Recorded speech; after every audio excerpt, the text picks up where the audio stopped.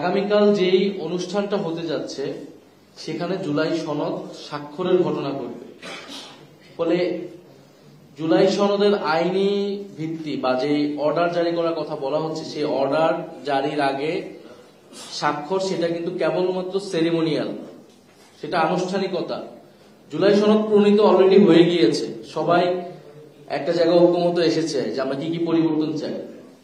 সেখানে কিছু কিছু দলের কিছু কিছু বিষয়ে নোট অফ ডিসেন্ট আছে, তাদের ভিন্ন মত থাকতেই পারে, এবং আমাদেরও সেখানে একটা দাবি ছিল যে নোট অফ ডিসেন্ট থাকলেও ডকুমেন্টেশনের জন্য কিন্তু গণভোটে পুরো সামগ্রিক বিষয়টাই যাবে।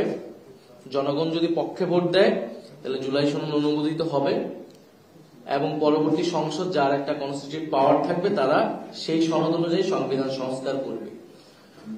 ফলে পুরো প্রক্রিয়ার মূল জায়গাটা থাকবে অর্ডার, যে অর্ডারের ভিত্তিতে, যে সাংবিধানিক আদেশের ভিত্তিতে এই গণভোট হবে এবং পুরো প্রক্রিয়া আগাবে।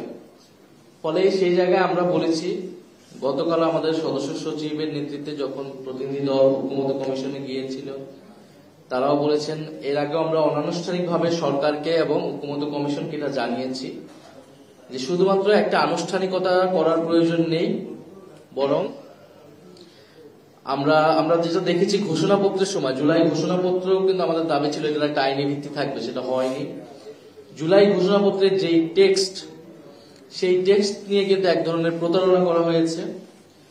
সেই টেক্সটটা আমাদেরকে দেখানো হয় নাই। আগে যে অংশ দেখানো হয়েছে ঘোষণাপত্র পাঠের সময় সেটা পরিবর্তিত হয়েছিল এবং সেটা অনেক কম্প্রোমাইজ একটা ডকুমেন্ট হয়েছে। সেখানে বলা হয়েছে সংসদে এটা ঠিক হবে এবং ঐতিহাসিক ন্যারেটিভের জায়গা থেকেও অনেক কিছু আসেনি গণ অভ্যুত্থানের এবং গত 16 বছরের। এটা আমরা পরবর্তী সময় সমালোচনা করেছি। ফলে আমরা আরেকটা এরকম ঘটনার সাক্ষী হতে চাই না যেটার আসলে কোনো মিনিং নাই।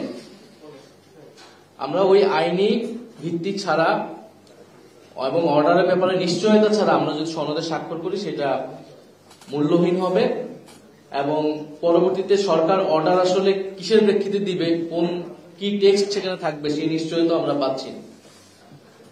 ফলে আমাদের সদস্য সচিব যেমনটা বললেন যে আমরা সেই বিষয়টা নিশ্চিত না হওয়া পর্যন্ত আমরা জুলাই সনদে স্বাক্ষরের যে অনুষ্ঠান বা যে আয়োজনটা চলতেছে সেখানে আমরা নিজেরা অংশীদার হব না।